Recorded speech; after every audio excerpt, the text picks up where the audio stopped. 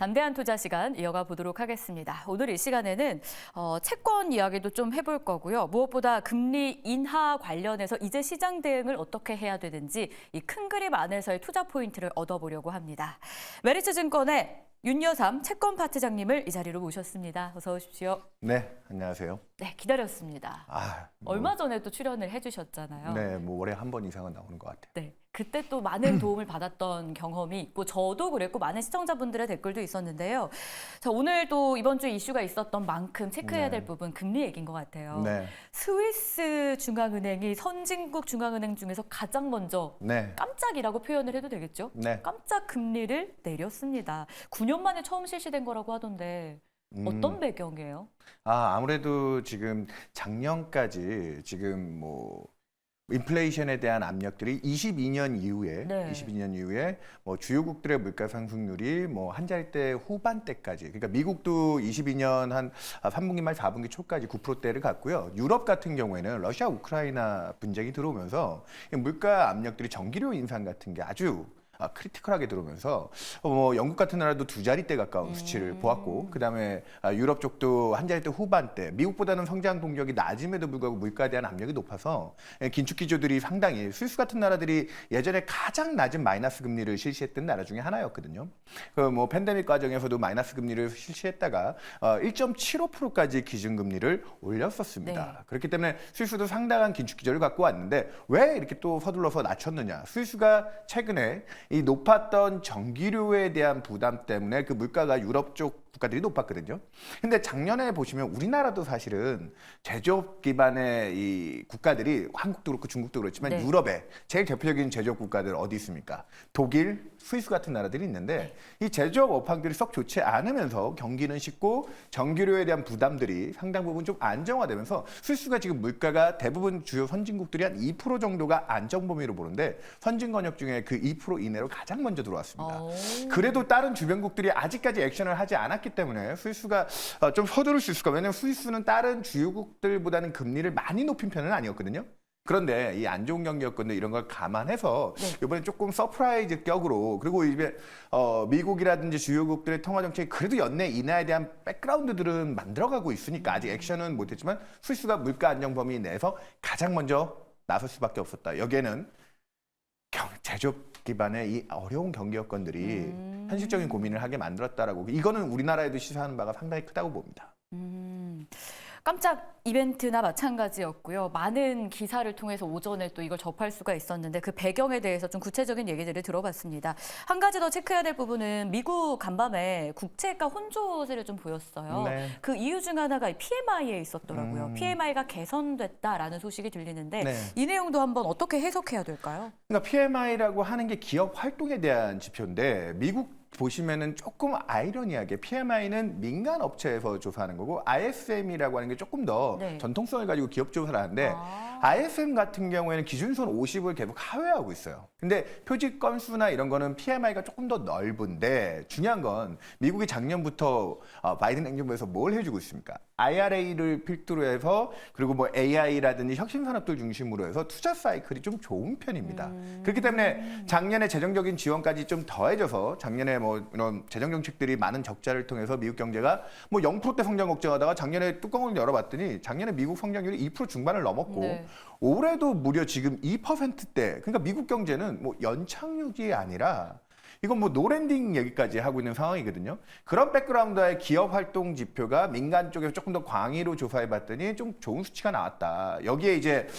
지난달에 에너지라든지 이런 혹한의 문제들이 있어서 뭐 난방비나 이런 것들이 좀 올라서 효과도 있겠지만, 특히나 이번 달에 또 우크라이나하고 러시아 이 분쟁이 유가 같은 거 WTI를 80%대 밀어올리면서 물가에 대한 여전히 좀 남아있는 잔불, 이게 전체적인 방향성은 좀 안정화될 수는 있지만 그런 인플레이션에 대한 부담 요건들도 PMI 지표 안에서 인플레이션 관련된 응답률이 또 올라왔거든요.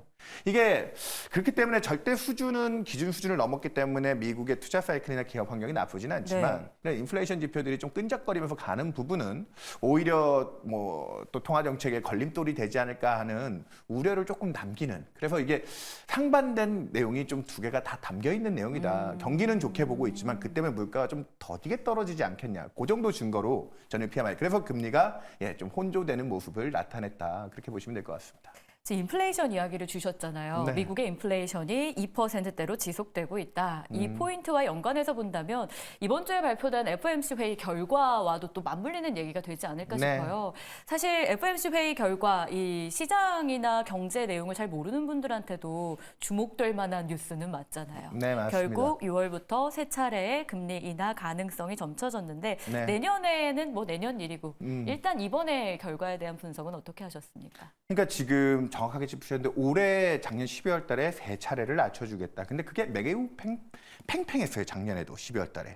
그러니까 9월 달까지는 매우 양호한 미국 경기와 이 물가에 대한 걱정 때문에 23년에도 한 차례는 더 올릴 수도 있었고, 그리고 올해 끽 낮춰줘봐야 5.75까지 올렸던 금리를 50bp밖에 못 낮춰줄 거야. 그게 작년 10월 달에 미국의 장기 미국채 10년짜리 금리를 5% 근처까지 끌고 가는 힘이었거든요. 근데 그 장기 금리가 작년 9월, 10월 벌써 기억 못 하시겠지만 너무 또 옛날 얘기 같아요. 이게 반년도 채 되지 않았는데 그때 당시에 두 달 동안 미국 증시가 인덱스 기준으로 10%가 넘게 떨어졌습니다. 이렇게 금융 불안이 야기되고 했더니 11월, 12월 FOMC에 톤다운을 해주면서 23년에 추가 인상은 없었고요. 올해 세 차례 인하해주기로 했는데 총 19명이 그 점을 찍어서 점도표라고 거기서 의견을 정해주는데 19명 중에 11분이 아래쪽, 그러니까 세 차례 이상 인하를 해줘야 된다. 한 8분 정도는 두 차례 이상 인하를 해주면 안 된다는 의견인데 요번에 그래서 두 분만 배신해서 세 차례가 9명이 되고 두 차례 이상이 10명이 되면 점도표가 올해 것도 올라갈 수 있다라는, 채권 시장에서 그걸 굉장히 또 두려운 재료로 봤었어요. 근데 다행히도 세 차례 인하 기대를 지켜줬고 내년에 대한 시각은 네 차례에서 세 차례로 올라가긴 했지만 그 또한 데이터 디펜던트하게 상황에 맞춰서 움직일 수밖에 없거든요. 파월 의장이 딱 한마디 했습니다. 그러니까 물가에 대한 안정화 방향성을 의심할 정도의 단계는 아니다. 주거비라든지 서비스 물가가 끈적거리고 있지만 미국의 월세 가격이나 이런 건 미국도 고물가, 고금리에 따르는 스트레스들이 많이 쌓여 있고요. 특히나 주거용 주택 가격이 좀 올라가는 쪽은, 주택 가격이 올라가는 쪽은 공급량이 부족한 문제이지 절대적으로 주택시장이 좋아서의 문제는 아니라고 보고 있거든요. 일례로 상업용 부동산 관련돼서는 여전히 뭐 NICB라고 하는 뉴욕 커뮤니티 뱅크오프 문제도 있고 그런 데 대한 우려들이 더해지고 있기 때문에, 그러니까 겉으로 보이는 경제는 굉장히 양호하고 올해도 노랜딩을 얘기하고 있지만 아까 얘기했던 상업용 부동산 및 저신용자들이 차입한 부채에 대한 부담들은 누적돼서 쌓여가고 있기 때문에, 그래서 올해 3번 인하와 내년도에도 추가적으로 미국의 연방금리가 3%대까지 안정화시킨다는 그 기조 자체는 바뀌지 않았다.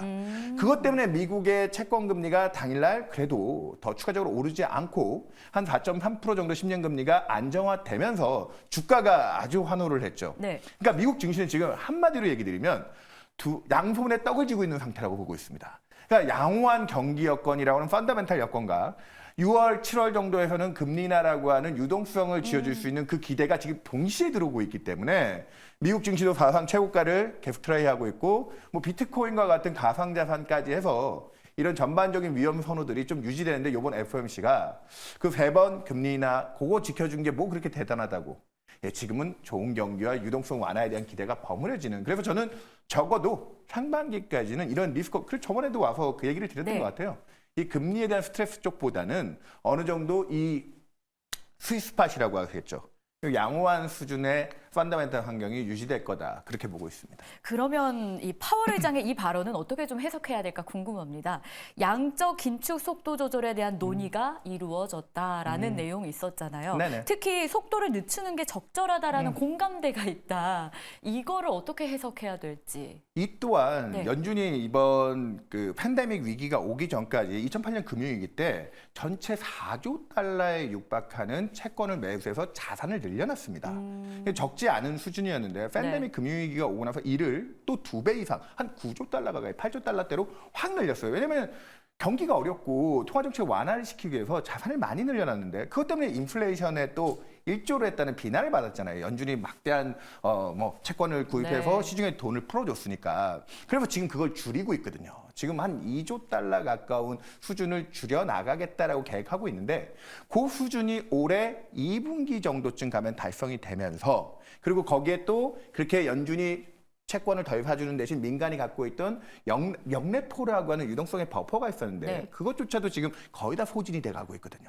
그러니까 이걸 금융시장에서 어떻게 해석을 해야 되느냐. 단기자금 시장에 돈이 말라버리면 아무리 미국 경기가 좋아도 지금 위험선호 같은 데서는 상당히 데미지를 받을 수가 있습니다. 당장 정 차입하고 뭐 이렇게 신용을 좀 구해오려고 해도 그 여건이 빡빡해질 수 있잖아요. 그렇기 때문에 이번에 구체적인 계획은 2분기까지 아직 그 룸이 남아있기 때문에 구체적인 계획이 나오지는 않았지만 파월 의장이 대략 저희 추정으로는 6월 달 정도에 이 QT 연준 자산을 줄이는 걸 속도 조절을 해주면서 하반기에는 선언을 하고 하반기부터 진짜 실제로 줄이면서 이 유동성의 룸 버퍼들을 좀 마련해주는 그러니까 금융시장이 뻑뻑하게 돌아가지 않게 해주는 그러니까 지금 이런 얘기까지 버무려졌을 때 저희는 상반기까지는 금리를 아직 실제로 낮춰주지는 않았지만 주식시장의 제일 큰 속성이 뭡니까? 기대로 가는 거죠. 기대감. 지금이 그렇기 때문에 오히려 투자하기에는 오히려 지금이 더 좋은 환경일 것 같다. 거기에 QT, 테이퍼링 얘기까지 더해져서 나왔다고 보시면 될 것 같습니다. 그러면 이 지금 기대감 속에 투자하기에 더할 나위 없이 좋다라는 이 표현 좀 더 구체적으로 들어보고 싶은 게 채권 쪽 안에서 기회를 잡는다면 어떤 전략으로 가야 저희가 더 많이 누리고 더 기뻐할 수 있는 순간을 맞이하겠습니까? 일단은 미국의 지금 10년짜리 국채 금리가 4.3%인데 지금 올해만 지금 3차례 인하고 내년까지 해서 한 3%대까지는 연방금리를 낮춰줄 수 있다. 그러면 적어도 한 150에서 200bp 정도의 금리 인하 정도 기대를 가져갈 수 있거든요. 그러면은 작년도에도 미국채 10년 금리가 대략 3% 중반까지 떨어졌던 경험이 있습니다. 그렇기 때문에 지금 4.3%짜리 국채 10년짜리는 아직까지는 금리가 하락할 수 있는 룸이 적게는 50에서 많게는 100bp 정도까지. 그래서 금리가 떨어지면서 채권 가격이 오를 수 있는 자본 차익의 기회도 존재하고 그 기회가 100bp는 적지 않은 수준이거든요. 그거를 자본 차익으로 환산하면 10년짜리 국채로 100bp 정도라고 하면 6에서 7% 정도가 됩니다. 적지 않은 수준입니다. 이자 수익도 4% 챙기고요.